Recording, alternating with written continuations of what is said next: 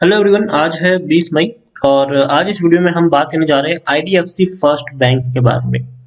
देखिए, 55 रुपए का ये शेयर है। आज कोई बड़ी हलचल हमें यहाँ पर देखने को नहीं मिली है। मार्केट में आज एक बड़ी गिरावट थी, लेकिन उसके बावजूद आईडीएफसी फर्स्ट बैंक के शेयर में गिरावट उतनी ज्यादा बड़ी हमें देखने को नहीं मिली है।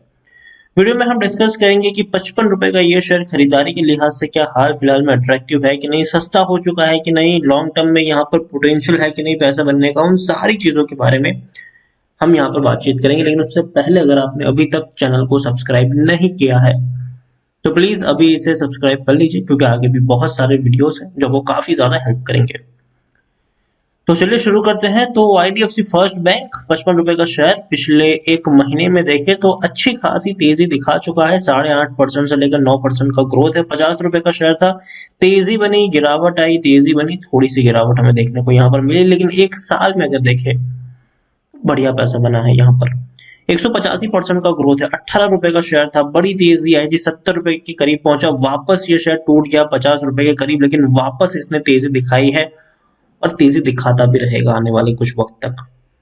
लार्ज कैप शेयर है ये, 34,000 करोड़ से भी ज्यादा का इसका मार्केट कैप है। एनएससी में देखे तो 80 लाख के आसपास का वॉल्यूम ट्रेड, ज्यादा बड़ा वॉल्यूम ट्रेड देखने को नहीं मिला है। लेकिन याद रखिए, अगर थोड़ी सी भी तेजी दिखा दी इसने तो ये जो 80 लाख का वॉल्यूम ट्रेड है उसको 2-3 करोड़ में बदलने में देर नहीं लगेगी, क्योंकि जनरली ये इतने वॉल्यूम ट्रेड के आसपास ट्रेड करता रहता है। प्रमोटर के पास 36.60% की होल्डिंग है, एफएस के पास 10.88% की होल्डिंग है। ये जो होल्डिंग आपको कम होती हुई नजर आई है वो इसलिए क्योंकि भैया इन्होंने फंड रेजिंग करी थी बहुत बड़ी, और इसलिए आपको थोड़ी सी होल्डिंग यहाँ पर कम होती हुई नजर आ भी रही है। म्यूचुअल फंड के पास 2.62% की होल्डिंग है और इंश्योरेंस कंपनी के पास 7.55% की होल्डिंग है। यहाँ पर अगर हम देखें तो डिविडेंड 2018 में पे किया था, उसके बाद डिविडेंड पे नहीं किया है। 2019 और 20 में पे नहीं किया है, 2021 में पे करेंगे कि नहीं ये अभी से कहना मुश्किल है। टेक्निकल रेटिंग न्यूट्रल है, क्योंकि मार्केट काफी ज्यादा दौड़ चुका है, थोड़ा सा हल्का हो सकता है।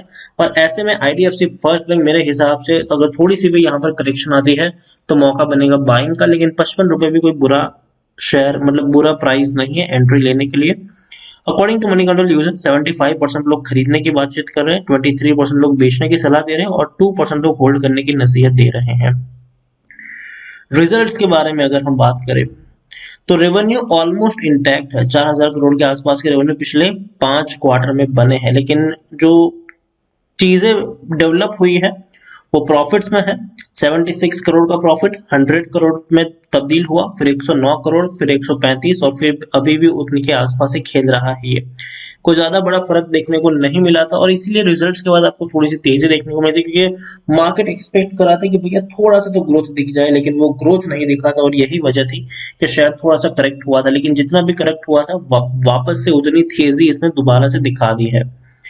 40% के आसपास की, मतलब 36% के आसपास की होल्डिंग है। प्रमोटर के पास अच्छी खासी होल्डिंग एफआईएस ओन करता है, म्यूचुअल फंड ओन करता है और इंश्योरेंस कंपनी भी ओन करता है। देखिए, आईडीएफसी फर्स्ट बैंक मुझे 55 रुपए के आसपास भी महंगा नहीं लग रहा है अगर आप लॉन्ग टर्म के निवेशक हो।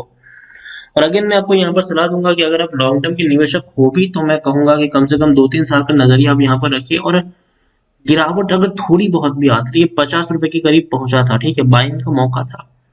गिरावट थोड़ी बहुत भी आती है तो आप यहाँ पर एवरेज कर सकते हैं।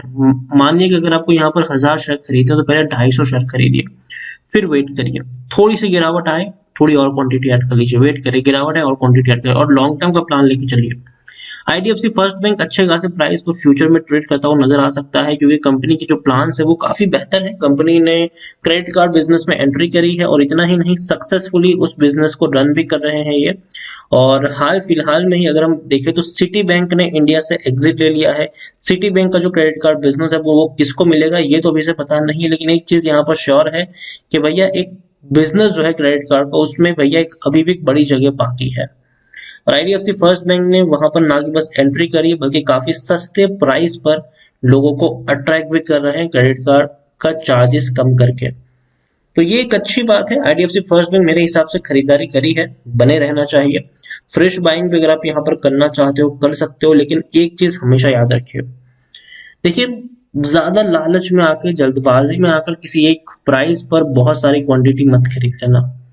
ये वो शेयर है जहां पर आपको टुकड़ों में खरीदारी करनी है ताकि गिरावट में आप थोड़ी और क्वांटिटी को ऐड कर पाए, क्योंकि ये वो शेयर है जहां पर अगर 10 रुपए की तेजी बनेगी तो याद रखिए 5 रुपए नीचे भी जाएगा ये। दोबारा तेजी बनेगी, दोबारा नीचे जाएगा, तो हर गिरावट में आपके पास मौका रहेगा थोड़ी सी खरीदारी करने का। जैसे कि आप देखिए 68 रुपीज के आसपास शेयर पहुंचा था, ठीक है।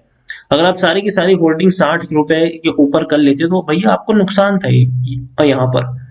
लेकिन अगर आपने 60 रुपए के आसपास आपने खरीदारी करी हो, जब नीचे आए आपने 50 के आसपास थोड़ी बहुत और एवरेजिंग करी हो, तो एटलीस्ट आपको नुकसान नहीं होगा। देखिए मार्केट में एक चीज ये है कि प्रॉफिट थोड़ा कम होगा चलेगा, लेकिन नुकसान नहीं होना चाहिए, और इसीलिए कहूंगा अच्छे शेयर्स तो खरीदिए। आईडीएफसी फर्स्ट बैंक मुझे पसंद आता है, लॉन्ग टर्म के लिए पसंद आता है। शॉर्ट टर्म में पता चला कि भैया कुछ वक्त बाद आपको इसी के आसपास घूमता हुआ नजर आ गया, लेकिन लॉन्ग टर्म में डेफिनेटली आपको इस तरीके का चार्ट देखने को मिलेगा। बैंकिंग सेक्टर में प्रेशर देखने को मिला था, क्योंकि अगर हम बात करने जाए तो रिजल्ट उतने अच्छे नहीं थे, लेकिन उसके अलावा मामला थोड़ा और भी है कि काफी ज्यादा ये शेयर बढ़ चुका था, और कोरोना की जो सेकंड वेव आई थी उसमें कहीं ना कहीं इनको थोड़ा सा नुकसान जरूर पहुंचा। बैंकिंग शेयर थोड़े से दबाव में जरूर आए, लेकिन अब वो दौड़ने के लिए तैयार हो चुके हैं। तो आईडीएफसी फर्स्ट बैंक बने रहिए। उसके अलावा मेरे पास एक और शेयर है, और ये बोनस शेयर है, और उसका नाम है आईडीबीआई बैंक। 38 रुपीज का ये शेयर है, और मुझे लगता है कि यहाँ पर शॉर्ट टर्म में एक पैसा बनना चाहिए और लॉन्ग टर्म में भी बनना चाहिए। रीजन ये है कि बहुत जल्दी सरकार के द्वारा प्राइवेटाइजेशन की जितनी भी बातचीत है इस कंपनी में, उसको निपटाया जाएगा। अनाउंसमेंट ऑलरेडी कर देंगे बहुत जल्दी, और जैसे ही अनाउंसमेंट होगी शेयर दौड़ना शुरू करेगा। देखिए इससे पहले भी अगर आप देखेंगे तो जैसे ही अनाउंसमेंट हुई थी, शेयर 19 रुपए से उछल के सीधा 50 रुपए से के आसपास निकल गया था, उससे भी ऊपर निकला था ये, वापस टूट गया। देखिए जब तक प्राइवेटाइजेशन की अनाउंसमेंट नहीं होगी तब तक ये शेयर सुस्त हालत में पड़ा रहेगा, जैसा अनाउंसमेंट होगी दौड़ना शुरू कर देगा ये। तो यहाँ पर बने रहना चाहिए, आईडीबीआई फर्स्ट बैंक में बने रहिए यहाँ पर। और सरकार अपनी थोड़ी सी होल्डिंग, सरकार अपनी सारी की सारी होल्डिंग बेच रही है। उसके अलावा एलआईसी भी थोड़ी सी होल्डिंग यहाँ पर बेचने वाली। ओवरऑल देखा जाए तो एलआईसी के हाथ में ये शेयर है, और उसी के हाथ में रहने भी वाला है। तो लॉन्ग टर्म के लिए मैं ये शेयर सजेस्ट करूंगा, और शॉर्ट टर्म में जैसे ही अनाउंसमेंट होगी तब तो आपको एक अच्छी खासी रैली यहाँ पर देखने को मिल ही जाएगी। तो आईडीबीआई बैंक बने रहिए, लार्ज कैप शेयर है ये, 41,000 करोड़ से भी ज्यादा का मार्केट कैप है, और वॉल्यूम ट्रेड भी 46 लाख के अराउंड का देखने को मिल रहा है। अच्छा खासा मार्केट कैप है कंपनी के। बैंक का परफॉर्मेंस भी हमें बेहतर देखने को मिला है। पिछले कुछ क्वार्टर देखेंगे तो अच्छा खासा प्रॉफिट है इनका। प्रमोटर की जो होल्डिंग है ये बिकेगी। बड़े प्लेयर्स यहाँ पर एंट्री लेंगे, बड़े फंड हाउसेस यहाँ पर एंट्री लेते हुए नजर आएंगे। तो इस शेयर को भी अपने रडार पे जरूर रखिएगा, जैसे ही प्राइवेटाइजेशन की कोई अनाउंसमेंट होगी ये दौड़ना शुरू कर देगा। तो आईडीबीआई बैंक बोनस की तरह है, उसको आप चाहे तो ट्रेड कर सकते हैं। और आईडीएफसी फर्स्ट बैंक ये तो मेरा फेवरेट शेयर है, यहाँ पर आप जब चाहे खरीदारी कर सकते हैं। वीडियो को यहीं पे एंड करूंगा। पसंद आया हो तो लाइक करो, शेयर करो। चैनल पर अगर पहली बार आए हो तो प्लीज सब्सक्राइब करें। और आईडीएफसी फर्स्ट बैंक के बारे में आप क्या सोचते हैं वो भी आप मुझे कमेंट में लिखकर बता सकते हैं। Thank you.